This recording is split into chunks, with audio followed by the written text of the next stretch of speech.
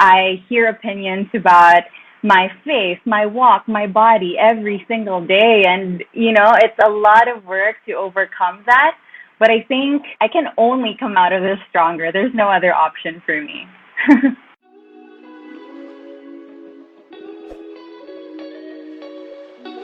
I've been a beauty pageant fan for as long as I could remember. I remember as a kid, I would watch and stay up late.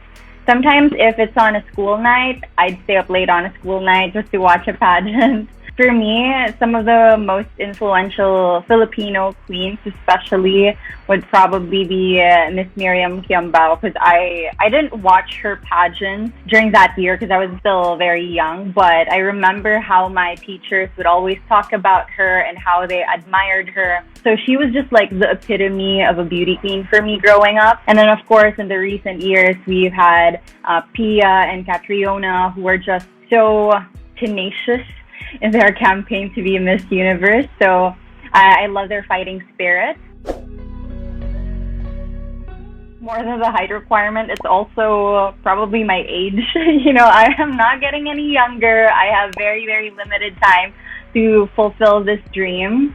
But the thing is, with me, when I see an opportunity and I know it's right there in front of me, I don't really like to think twice, because we can only do so much in this lifetime, so why not? I mean, I've been dreaming about this for as long as I can remember. I've always, walked around my house wearing heels, pretending that I was a beauty queen. And now that I can actually do it in real life, why wouldn't I? So it's really that, and the support around me. Nobody really told me within my social circle, like my support system, nobody really told me that I was too ambitious or that I was dreaming too hard. So I think that really helped me just feel confident in sending my application form. It really started with wishing I had a role model to look up to when I was younger. I think growing up, the person that I can remember the most is Bianca Gonzalez.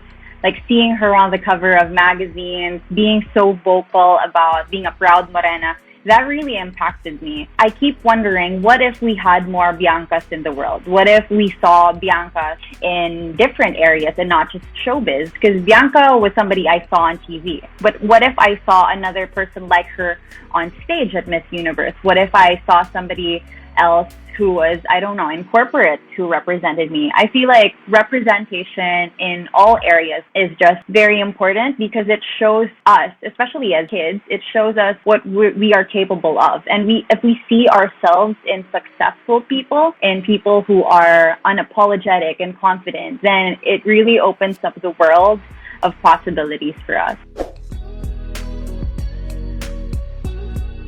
It's been such a crazy transition for me, especially since it's only been a couple of months. Actually, it's been a month since I started the pageant journey.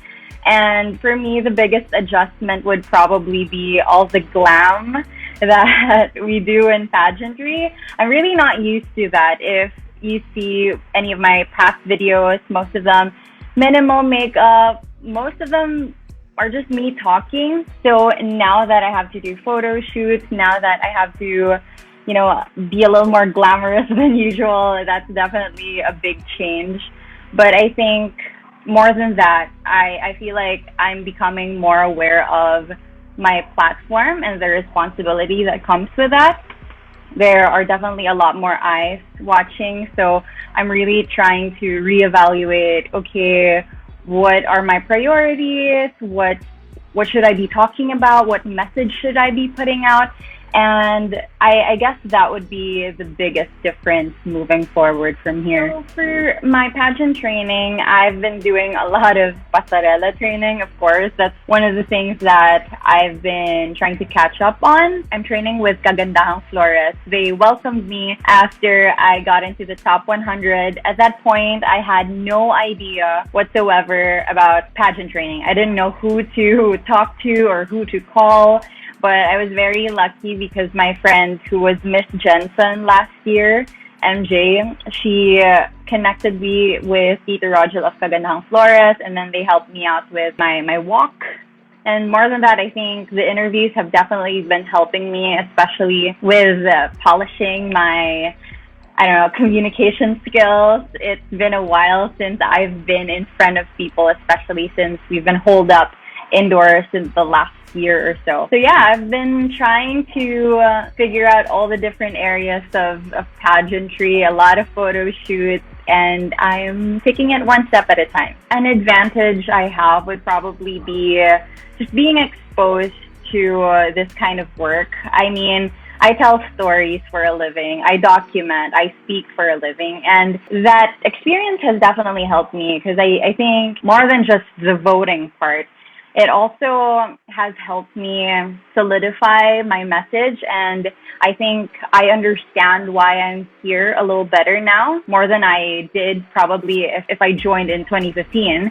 Without the experience as a content creator, I don't think I would be as confident. I don't think I would be as certain with my communication skills.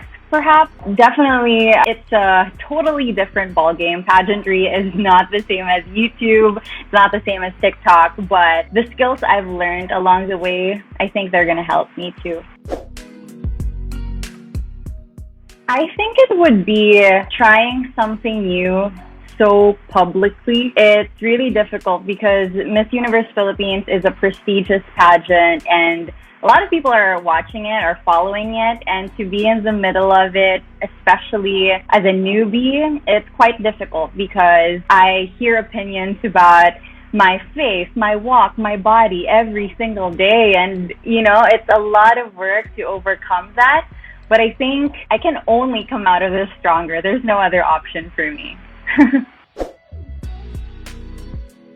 I think it's great because, first of all, the essence of pageants, it's really in how impactful they are. It's about the influence of pageants. It's how many people they reach. And if we remove the barriers that limit the kind of beauty that is represented on stage, then more of the next generation will be represented. More bodies, more heights, more colors.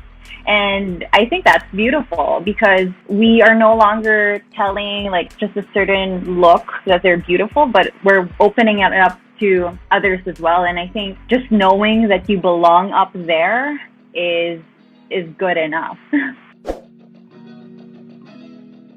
I would say surround yourself with people who support you, who believe in you and believe in your potential.